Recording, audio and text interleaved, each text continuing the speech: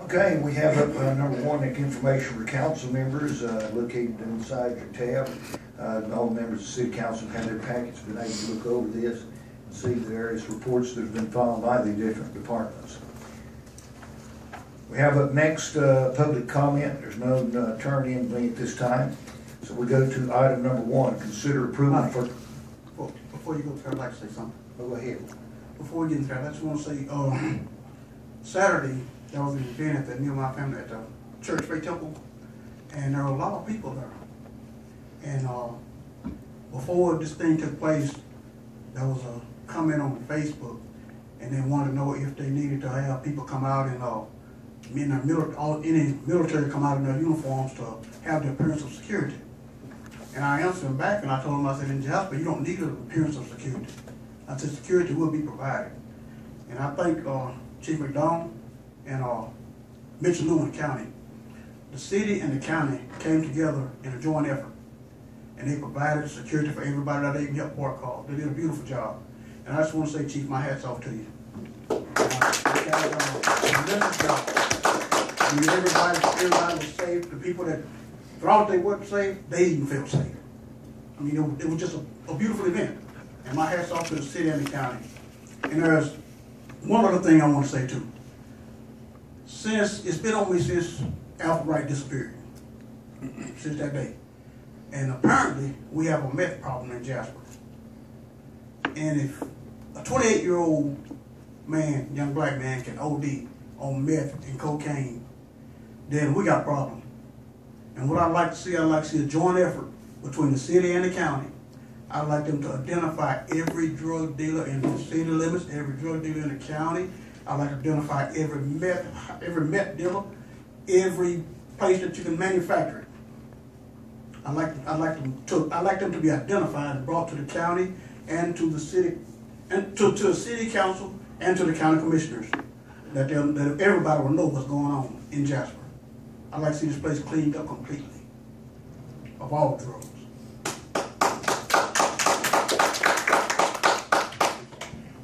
Thank you. Okay, we go to consider approval for two sets of minutes, regular city council meeting in January the 21st of 2014, and the special call city council meeting in January 27th, 2014. I'll make a motion to approve. Motion by Mrs. Johnson, is there a second? Second. By Mr. Scott. Any discussion? All those in favor of the passage of these minutes say aye. Aye. Any opposed? The record show the measure passed unanimously. Consider a presentation from Hereford Lynch and Sellers Kirkman, the 2012-2013 fiscal year audited financial report. Thank you, Mayor. Glad to be here tonight to present to you the annual financial report. I think Denise put a packet in front of you. If you can flip over, well, let me just say something before you get to page 24. The first part that begins on page 7 all the way through page 19 is those financial statements that are in the tables and the very first two exhibits that go through page 19. Those are financial statements that cities only produce one time a year that consolidates all the different financial statements of the city. They're consolidated into one group and called government-wide, and all the capital assets and all the long-term liabilities are booked. So when you look at those particular financial statements, they talk about a term net position that replaces the old term net assets, but it does not mirror fund balance, which is like the monthly financial statements that you see from Denise. So I always like to mention that when you look at page 17 and you see governmental activities ended up with $4,000,004, and you may think that governmental activities might be the general fund. It's not. It's all the governmental funds consolidated into one column. And then the business type activities is all your utilities, and they're both, and the governmental activities are converted to full accrual. So I don't like to mention those because general fund had a fund balance of $510,000 on page 20, and governmental activities on page 17 had $4 million in that position. And the primary differences is your capital assets and long-term liabilities and those type things, which are non-spendable. So that's why governments keep their books on the governmental funds on a what they call a modified accrual basis fund balance. So with that being said, the financial statements that mirror your monthly and the way that you budget begin on page 24. And I wish the people that set the rules had one basis of accounting and we do it the same way all throughout, but this is the way that reports have to be prepared to be what they say in accordance with GAAP. But anyway, on page 24, the very first column, the general fund, you can see it had $4.9 million in revenues, $6.3 million in expenditures, in excess of expenditures of $1.3 million. You transferred in from the proprietary fund $1.2 million, and so you decreased your fund balance $57,000 from $567,000 to $510,000. The next column, the debt service fund, which collects property taxes for the payment of the general obligation debt, had revenues of $1,594,000, expenditures of $1,196,000. You had an excess of revenues of $398,000. You transferred out to pay off those combination tax and revenue bonds, $997,000, for a decrease of $599,000, which brought its fund balance from $1,948,000 to $1,349,000. The next column on page 25 is your capital projects fund, which had some interest earnings of $7,008. Then you come down to your expenditures of $1,291,000, and then you had the bonds that were issued and the premium brought in $4,464,000. So a remaining of $3,180,000 on those bonds that were issued for those particular capital project issues. The other was just an old capital projects fund that was closed out that had the $3 remaining in it. The other funds are your water and sewer and your light and power, and those are on page 31, the revenues and expenditures for those. On page 31, the very first column, water and sewer, you can see had $2,622,000 in revenues, expenditures of $3,040,000. Then you had some non-operating expenses netting out to $21,000. And then the capital contribution of the assets from the capital projects fund, and then the transfer in of $534,000 to pay that debt. And all of that totaled out to an increase of $529,000, which brought that net position from $18,454,000 plus the prior period adjustment.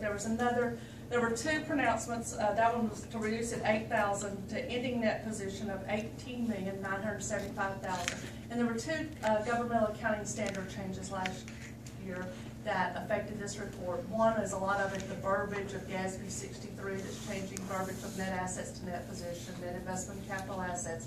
But the other big thing in GASB 65, they said in the funds you would expense the issuance cost, but in the full accrual basis you would capitalize it, kind of like you do an asset, and amortize it over the life of the bonds or over the debt issue.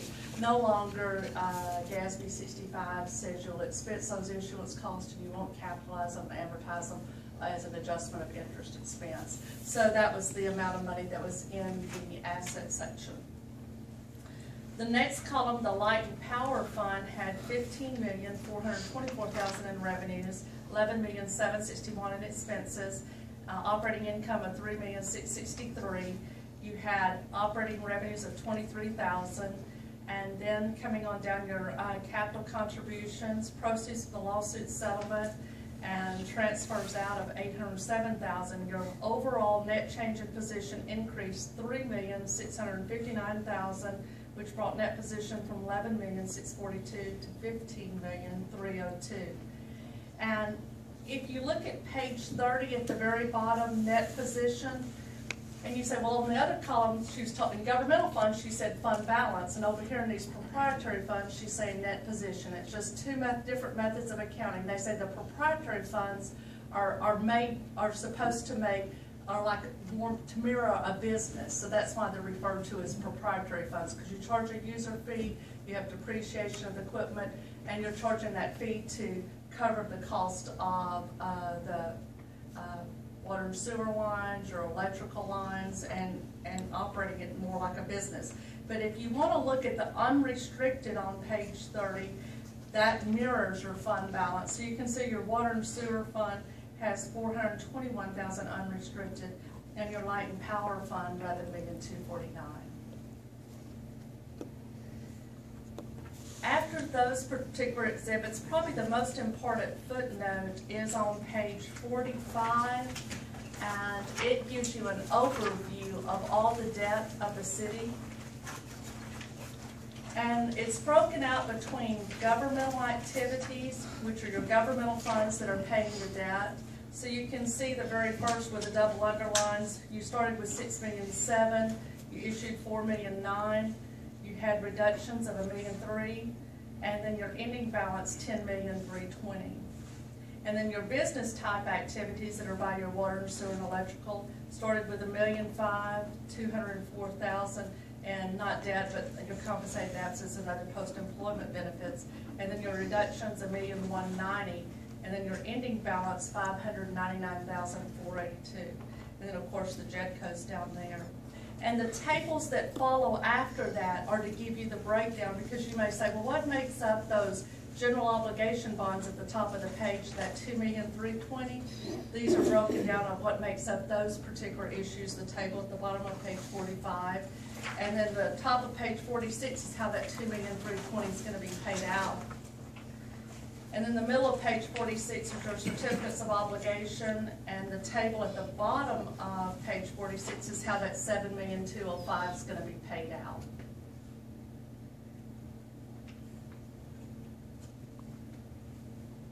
So I just wanted to let you know that those are in there for you, for your information. The other important thing that the state agencies look at is on page 67. When they get this report, they want to know, did the city have an audit that was performed in accordance with generally accepted auditing standards, and based on generally accepted accounting principles, what type of opinion was issued? And in the past, I would tell you the city received a clean opinion, which was referred to as unqualified. They did another verbiage change there on us this year. So now on the top of page 67, you see the word unmodified. That still means clean opinion. They just keep changing the verbiage on us that we have to use in the report. So that was another change. So there were no significant deficiencies or material weaknesses or non-compliance in regards to the state and federal requirements that we tested. So be glad to open it up for questions now, and I just want to thank Denise and all the staff. We come in an interim and we come in at year end, and we ask for a lot of things. We really do audit. They say, y'all look at a lot of stuff, but that's what the council asks for. I appreciate everyone's cooperation and professionalism in getting us all the things we request. Any questions? Debbie, which one of these, is Debbie? Yes, sir. Which one of these revenue and expense statements would you say is the most important as far as operation of the city? I would say those two, the governmental funds that's on the modified accrual basis, because that's what you're looking for. Is your financial advisors primarily look at that particular on page 24 and 25. And probably the most thing, in water and sewer and utility, you've got your good fund balances over there. General fund, your financial advisors, if you were to go to sell a general obligation bond, what they're going to look at is on page 24 is what's that fund balance of the general fund. They really don't, the financial advisors tell me we really don't look at those government-wide financial statements. But I asked a question the other day of some of them, because the financial advisors, as they go to do a sale, like in New York, they'll put all the different buyers on the phone, and they'll call me, and they'll do, I don't know what they call that particular, but they'll do a call and try to decide what the ratings on the bonds are going to be. But one of the things they look is to try to get that general fund balance up to 2 to 3 times an annualized expenditure, so you get some really good ratings.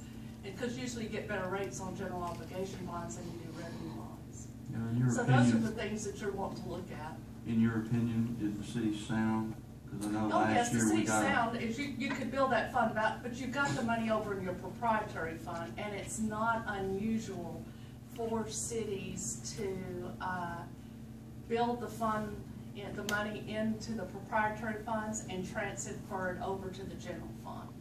So you may want to just increase those transfers from the light and power to try to get that balance up a little higher. And I know y'all raised your property tax rates, but it's hard for cities to come up on the property tax rates because most of the time they're making their money in the utility funds and they're having to transfer that over to the general fund to subsidize the cost for police and parks and all the different things of the other services the city offers besides water and sewer, electrical. Right.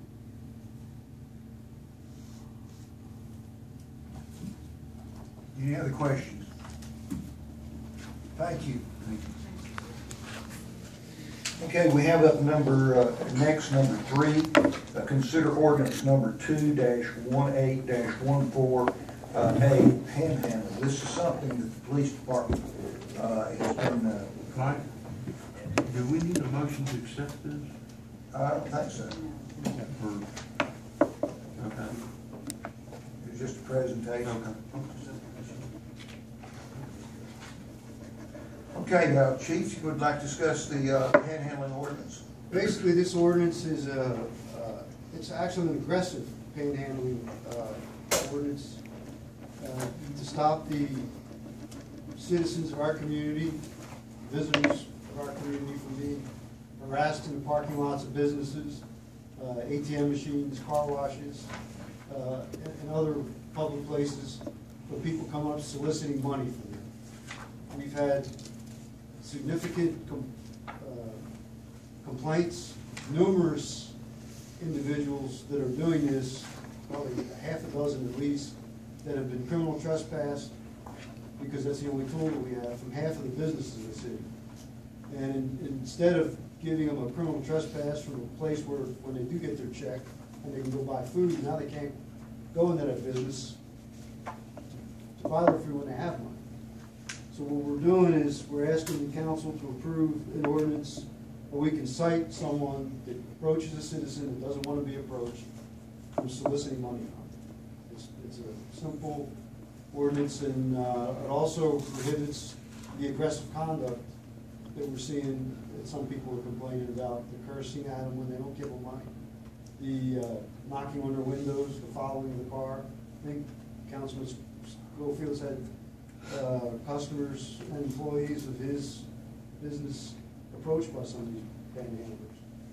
And as a result, we've put this ordinance together, which is identical to the ordinance of several other cities. And it's been reviewed by our city attorney. Okay, we have a motion. I make a motion to approve the ordinance. Okay, motion by Ms. Johnson, do we have a second? Second. Second by Mr. Schofield. Any further discussion? All those in favor say aye. Aye. Any opposed? Okay, let the record show that the measure passed unanimously. Now, Chief, I'm going to ask you a question. When does this go into effect? It'll go into effect tomorrow. Oh, it does? I thought it had to be published or something. It's already been published. Tomorrow, once y'all pass it tonight, and make an ordinance. So it was published in the newspaper somewhere? Or is it required? I don't think it's required, not for an ordinance. Okay. Well, my next step before we start actually enforcing will be to write a policy for the officers to follow. If they issue citations initially, not make arrests, probably the panhandlers give them a warning initially, and then get them used to the fact that we have this ordinance in place.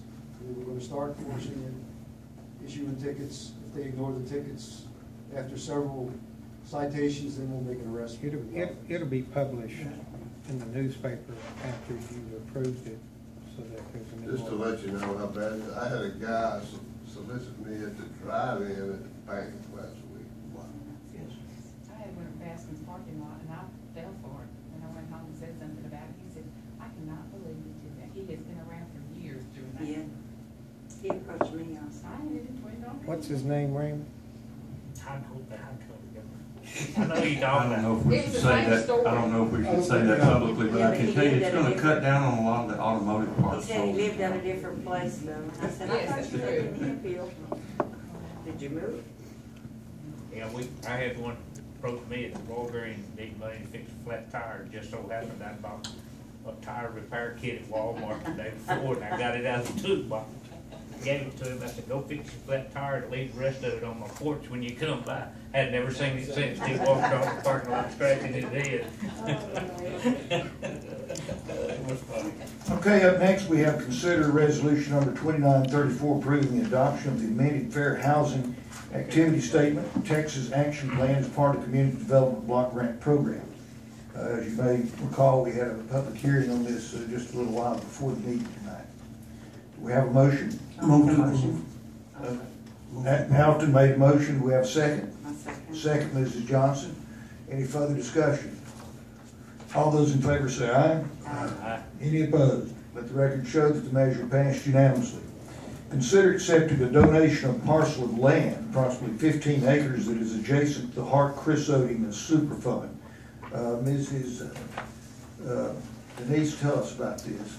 I was contacted by Andy Wawa with TCEQ, and he was asking me if we would be interested in receiving this property as a donation. The property owner had bought the property in order when they were doing the Superfund site with the Hart Crisso and stuff like that, and he didn't get the bid for the job, but he ended up, he said it worked out better for him. He made more money selling dirt. He's from Louisiana. He says, I have no interest for it. I have no purpose for it. He said, I tried to give it to, the state could not take it, nor could TCEQ, so they recommended that they ask the city if we wanted it. So I asked him about any of the liability. He said it never was part of a site. He sent us all the reports, and it's got a pond on it. It's about 15 acres. They used it for digging through. Both Collier and Danny and Greg and all them have all gone and looked at it.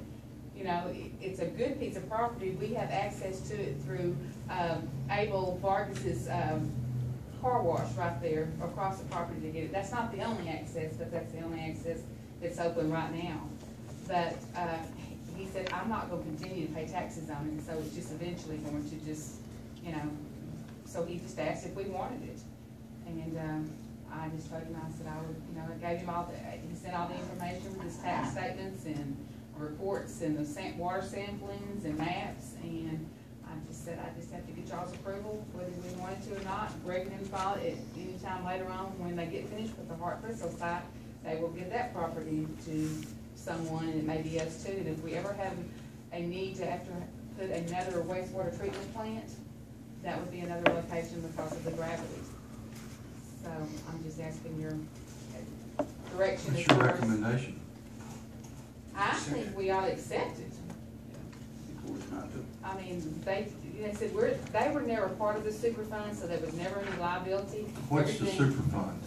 When the Hart Crisso and they went through and spent all that millions of dollars south of town and at the old LP plant, they went there and mitigated all of that soil, brought in new soil, dug out old soil, to get all this They got chemicals. wells underground and they set Chris up Kelly down, they're treating it, putting the water back out in the system. It's a really got there. Yeah, I remember that. Yeah. I never heard it called Superfund. I didn't know That is what called the Hart Superfund side, I guess. Superfund's paying for it. But I don't feel like, I mean, they even mentioned that, you know, the ponds, you know, it's a pretty good sized pond. I mean, you know, as long as we put posted signs, it's not something that we could see that travels a lot, if there's any traffic going through it or anything else like that. I mean, if we ever felt like there was a need of a fence around the pond, but it's another dirt source, it's another, you know, 15 acres out there. Is it west of the Hart Crisso property? North. So this side, You back see that big- behind, You see that big dirt mound that you can see from down there off 96, it's Yeah. straight to the north of it. Kind of wraps around it. back behind the property that's out here on the highway. Good hunting, though? Oh, well, we have to go out there and inspect the deer hunt. Well, Kerry Mitchell, we- Nope, he got his own inspection, but Okay, I'll move with it, we accept the property. I'll second. Motion by Mr. Mitch and second by Mr. Hobson. All those, any further discussion on the issue? All those in favor say aye. Aye. Any opposed? Let the record show that the measure passed unanimously. Consider and discuss a tabled action, and it is the annexation cost report, which the council had basically said they wanted to know more about what was going to go on with the annexation before it was pursued any further. And the city manager provided, and Robbie Peak provided us all with a booklet that explains all of that. Do we have any discussion, or do we have a motion in regards to that? I don't know if y'all asked one of the things about the cost as far as contacting TML or versus an outside attorney. Robbie talked to the TML attorney, and he said he would be there, and correct me if I'm not, that he would be there for any questions and guidance, but that we would probably need an outside source, like with Barney Knight's one of his representatives, if we went through an annexation process, or even the plan, or any of that way, to get an outside source, because it's not that hard, but it's a lot of details, and if we mess up on one step, then, you know, it blows it out the water and we start all over again. But, and he was talking about $175 an hour, from anywhere from 10 to 12 hours on just the basic outline. And then if he had to make a trip up here, you know, it would be his travel cost.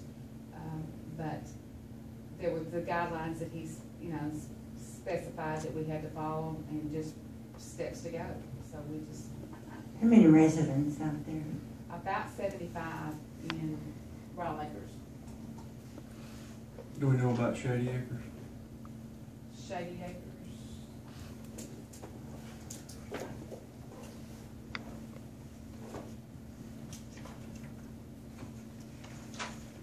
Shady Acres, there's approximately 114 items on the tax roll. Now, most of that does, maybe two parcels of land with one house, or several ones that's got multiple lots on there. Well, I read this information, I don't know who put it together, but thank you to whoever it was, because it's I don't know that everyone has completed it. I haven't. We've got information to talk to Robbie about and to Denise. I move that we table this again until next week. Second. Okay. Motion and second to table. So we will once again consider it as a table item to be talked about next month. Okay, up next, number 7, consider ordinance number 2-18-14B, updating and amending the City of Jasper Code of Ordinances, Chapter 3, Advertising, Article 2, Section 3-13, Location of Signs, Paragraph 1, and Chapter 8, Elections, Section 8-15, Electioneering. Who wants to discuss this? Mr. Collier.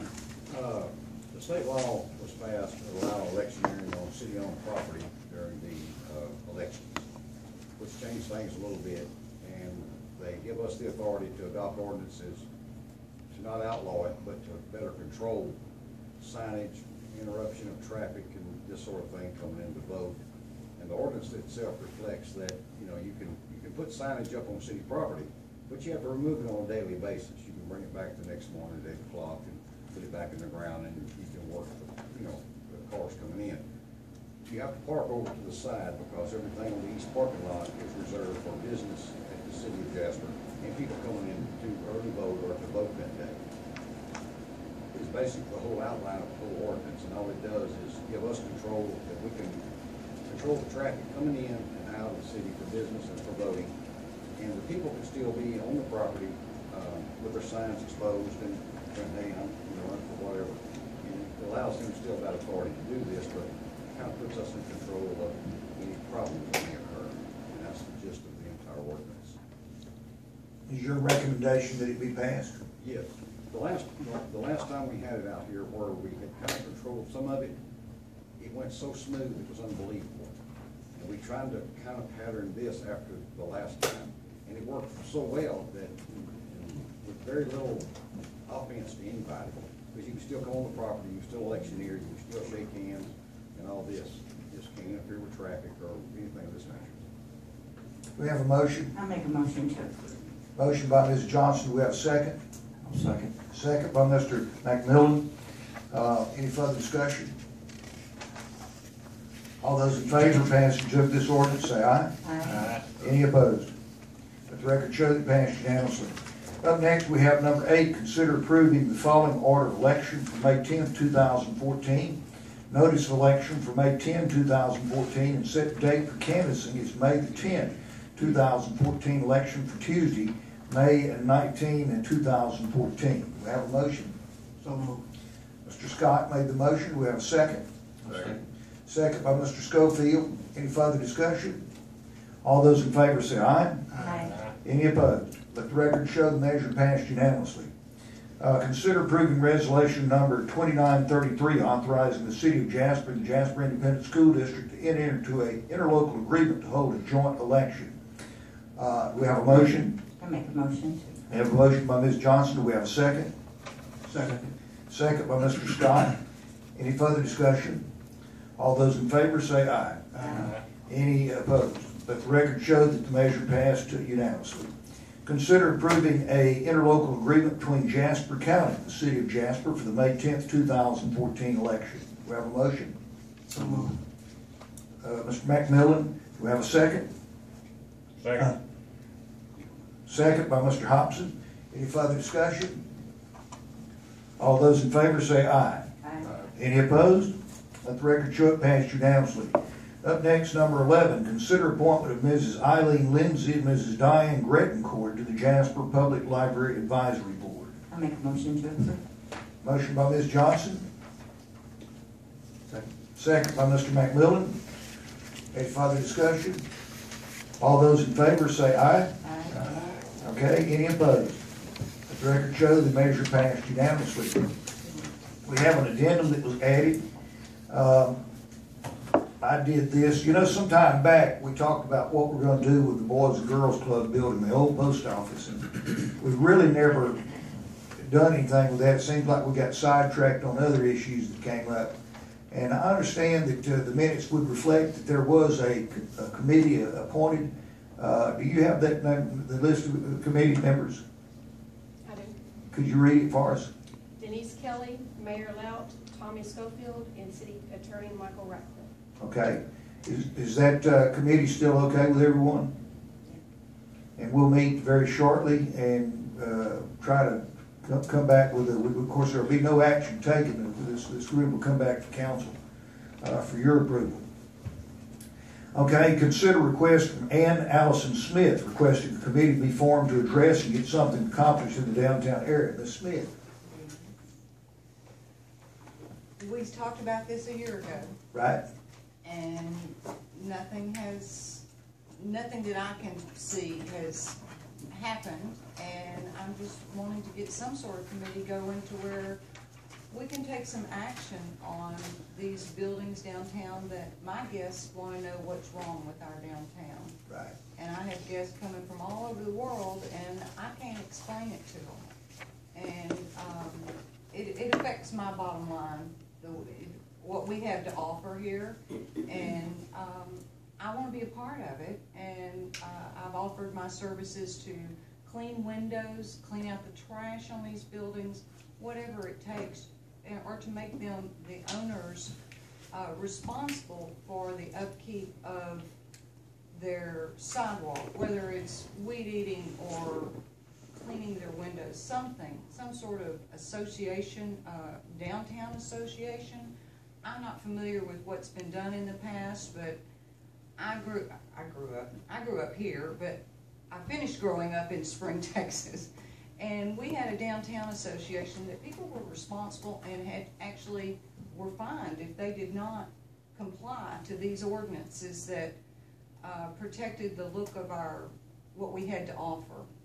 And I don't know how to get it done, but I know that the Jasper Women's Civic Club is behind me in helping with whatever needs to be done.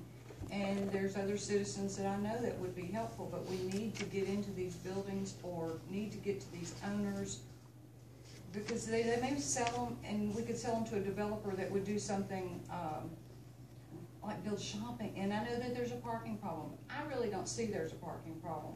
You're not going to have 20,000 people coming here one day. People in Jasper have to get used to walking a block.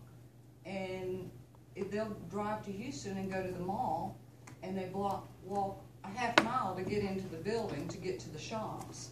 We can do that here, and maybe we wouldn't have so many illnesses related not to walking. You know, I mean, there's some issues here as far as, I just don't believe that parking is the biggest problem. There's vacant lots, the post office is closed on Saturday. You know, and couldn't we use their parking there? The old First State drive-through, I don't know who owns these things, but there's another good area to park where Dews, is it Dews? Piggly Wiggly. Wiggly used to be, where Stamps has been. There's park, but we gotta do something about paving those areas, cause I'm not driving my cute car in those parking lots on most of them. I would do the post office parking lot, but I mean, there's gotta be some things done, and I don't know how to get it started. All I know is that I'm still offering. I remember that you offered to serve on that committee. I did. Okay, and I remember that Hazel Johnson wanted to serve. Do we have any notes from that committee that was formed and we never did? No, it was never really a committee formed. We were going to go to, the meeting you and I had and a few people after the council meeting was that we gotta get the chamber involved, and I just really don't see that happening. Okay, what I'm gonna do tonight, if it's okay with you, is after this meeting adjourns, anybody that's interested in helping with this, let's get together in here and make up a list of names and phone numbers, and then we can call a special meeting. Okay. Okay. And I would urge council not to, well, we'll try not to have many members of the city council in there, because if we do that, then we have to post a meeting and all that stuff, you know. There's people that aren't here that I know that wanted to participate in this, that I can put them on a committee and there won't be they'll do it.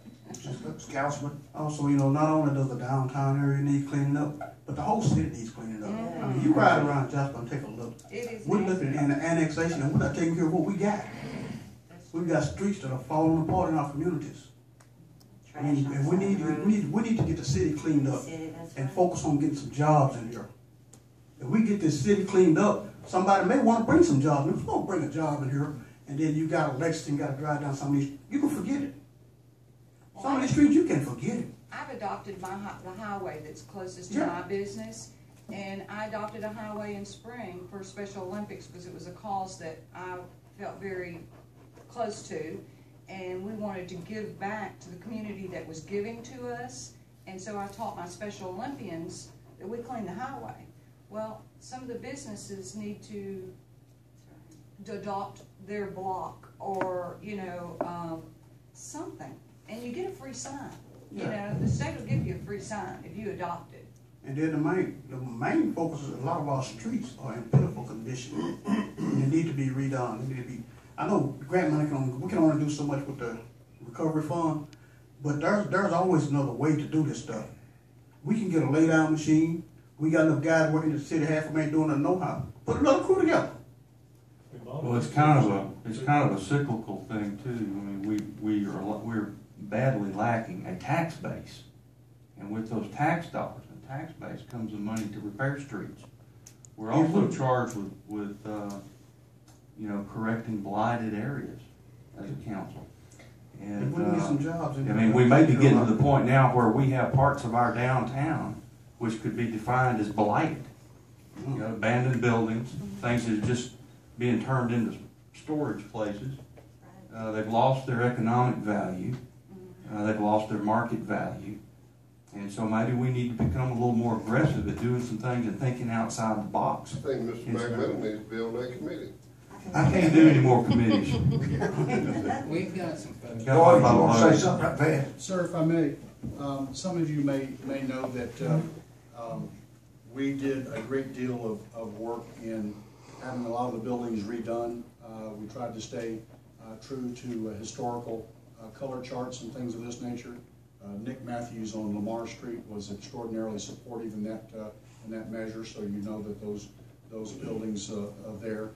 Some of you may also know that at one point in time we had not one but 5 art galleries in Jasper, mostly downtown. We created the mural project years ago to add beautification to downtown, etc. There's been efforts as a Keep Jasper Beautiful program, but that's really not been well implemented, let's say.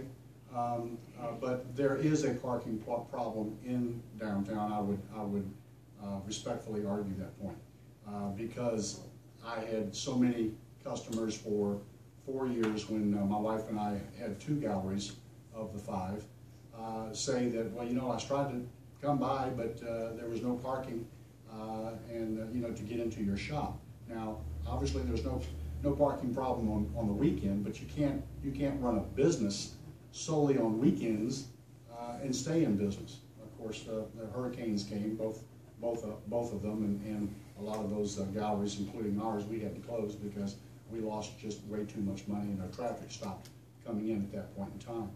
But there's a lot that can be done. I just think that we're fooling ourselves by coming up with a great slogan that's been around for years, well before Roy James ever got here. And it's on our signs. We spent a lot of money on those signs, welcoming people to Jasper as you drive in. And what's on that sign besides "Welcome to Jasper"? And again, you drive our towns, and we've got weeds that are growing out of the sidewalks and things of this nature. And someone says, "Well, that's not my area. That belongs to the city," or "Well, we can't touch that because that's actually the highway," or whatever the case may be. There always seems to be, and has been at least in my participation in previous years, that no one wants to take responsibility for some of those things. But getting back to some of the issues of ordinances, I brought to the attention, and by the way, Denise, I drove by again today and it's still there. The alleyway behind the old Piggly Wiggly, the old Stamps office supply. There's an abandoned couch that's sitting in the alleyway.